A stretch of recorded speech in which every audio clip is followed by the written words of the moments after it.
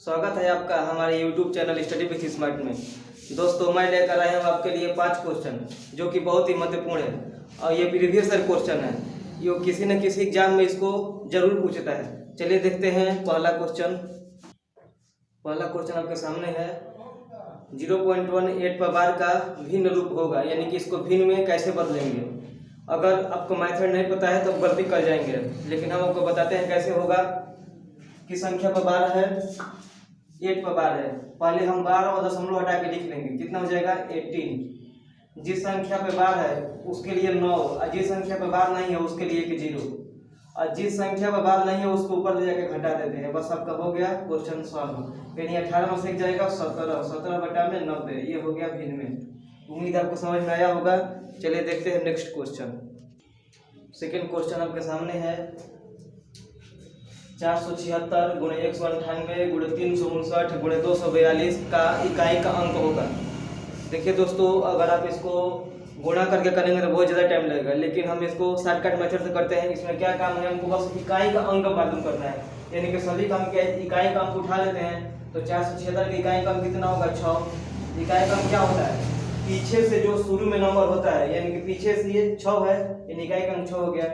इसका 8 हो जाएगा, 359 का 9 होगा, 242 का 2 होगा। अब इसमें गुणा कर देंगे। देखिए गुणा करने की टेक्निक, 9 से 2 में गुणा करेंगे, कितना हो जाएगा 18। 18 में किसका इकाई का अंक? हमको काम है इकाई के अंक का, हम दहाई का अंक हटा देते हैं। फिर 8 में हम 8 से गुणा करेंगे, कितना हो जाएगा आपका 64। 64 में हमको इकाई का अंक काम है, दहाई का अंक हटा देंगे।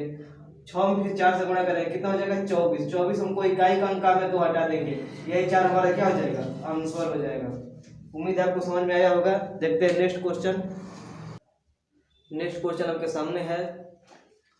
अगर आपको इसका मेथड नहीं पता है तो आप गलती कर जाएंगे, और अब क्वेश्चन अगर नहीं पता है तो आप कर भी नहीं कर पाएंगे। इस वीडियो का सबसे महत्वपूर्ण क्वेश्चन है, और ये बहुत से एसएससी में, रेलवे में और बैंक में बहुत बार ये क्वेश्चन पूछ चुका है। इसका बहुत ही शॉर्टकट मेथड है और एक जादुई तरीके से हल होता है। ये देखिए कैसे। 6 है, 6 का हम ऐसा 2 गुणनखंड करेंगे जिनमें अंतर कितना हो? बस 1 का हो। हम 6 का ऐसा 2 गुणनखंड करें जिसका अंतर 2, क्या 2 3 हो सकता है? 2 3 6। अंतर कितना है दोनों में?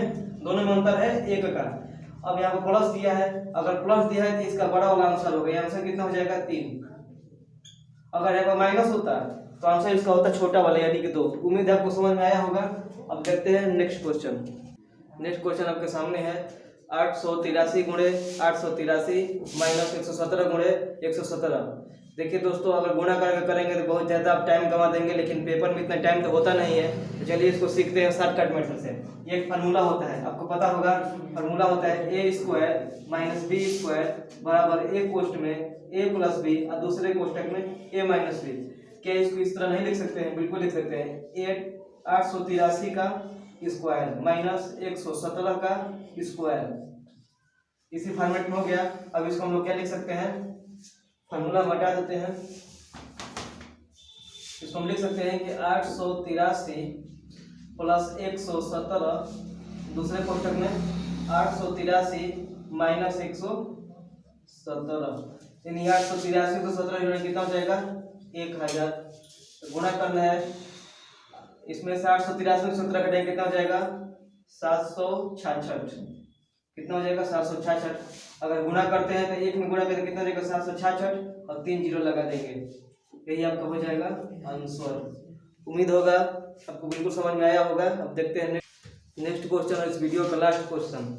यदि a का 60% बराबर b का 3/4 हो तो ये संबंध भी बताइए। देखिए दोस्तों, बहुत ही आसान है। अगर आपको पता है तो आप कर लेंगे, और नहीं पता है तो हम बता देते हैं। देख लीजिए, a का 60% यानी a गुणे 60% यानी परसेंट यानी बटा में 100 बराबर है b गुणे 3/4। इसको घटाते हैं, 4 से कट जाएगा ये 25, 3 से कटा देंगे इसको 20 बार में।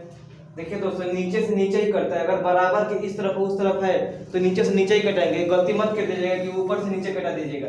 ऐसा बस जब एक साइड रहेगा तभी होगा। तो बिल्कुल भूल के नहीं गलती करना है। अब यहाँ ऊपर और नीचे कटेगा, ये 5 से कट जाएगा, 5 चौका 20 और 5 या 25। यानी आप लिख सकते हैं इसको कि 4a बटा में 5 बराबर b। इसको इधर लेके चले जाते हैं, कितना हो जाएगा? 4a बराबर 5b। तो हमको a रेशियो भी पता करना है। हम इसको ए के नीचे लेके आते हैं तो कितना हो जाएगा, ए बटा में बी और 5 बटा में 4, यानी ये आपका आंसर हो जाएगा ए संबंध बी बराबर 5 संबंध 4। उम्मीद आपको बिल्कुल समझ में आया होगा। अब चाहते हैं कि आप ऐसा वीडियो और देखें जो कि इम्पोर्टेंट है सभी एग्जाम के लिए, तो हमारे चैनल को सब्सक्राइब करें और लाइक करें। धन्यवाद।